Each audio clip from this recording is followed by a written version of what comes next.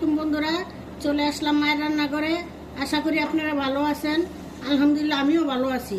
আজকে রান্না করবো হলো ডেঙ্গা দিয়া কাঁঠালি বিচি দিয়া চাপা দিয়ে একটা তরকারি পাক করব। দেখুন কিভাবে করি। শুটকি দিব, দিয়ে দিব পেঁয়াজ কাঁচামরিচ, দিয়ে দিব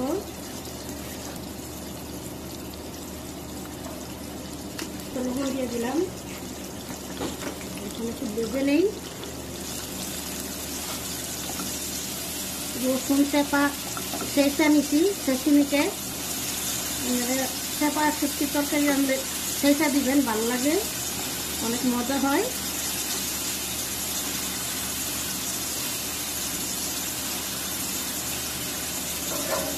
আবার একটু নাড়া দিয়ে দিব।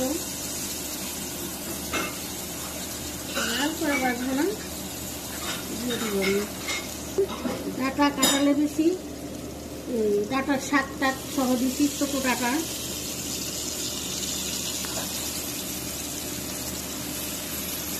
মরিচ দিয়ে দিব,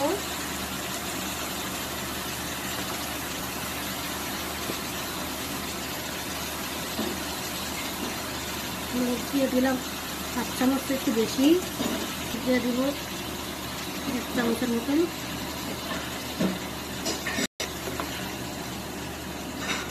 দিয়ে একটু কষায় নিব, তারপর একটু পানি দিব, লাগলে, না লাগলে দিব না।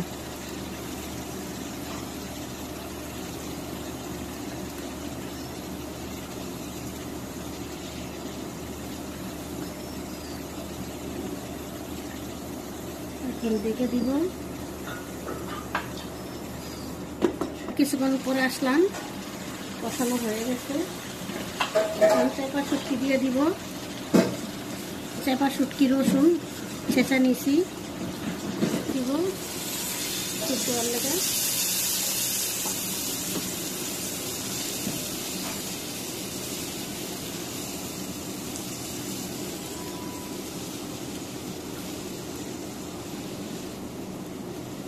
এভাবে আপনারা রান্না করে খেয়ে দেখবেন।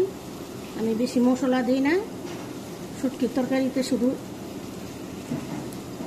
হলুদ, মরিচ, কাঁচামরিচ, চেপা, রসুন, পেঁয়াজ এগুলো দিই। আর একটু পানি দিতে হবে।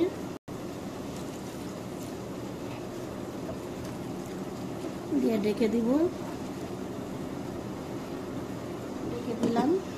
কিছুক্ষণ পরে চলে আসলাম, একটু লাড়া দিব। দিতে পানি রাখবো না, ঝোল রাখবো না, একদম শুকনা শুকনা রান্না করবো। শুটকির তরকারিতে ঝোল খাই না, চেপার তরকারি, শুটকির তরকারি।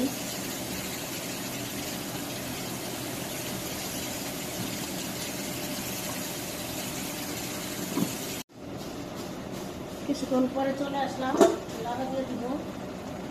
পানি এখনো শুকায় নাই।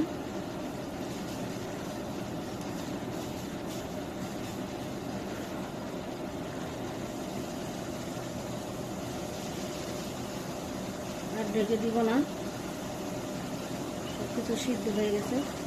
এখানে পানি শুকাইব। এখন চুলা নিবাই দিব। দেখুন বন্ধুরা, আমাদের চাপা শুটকি রান্না শেষ।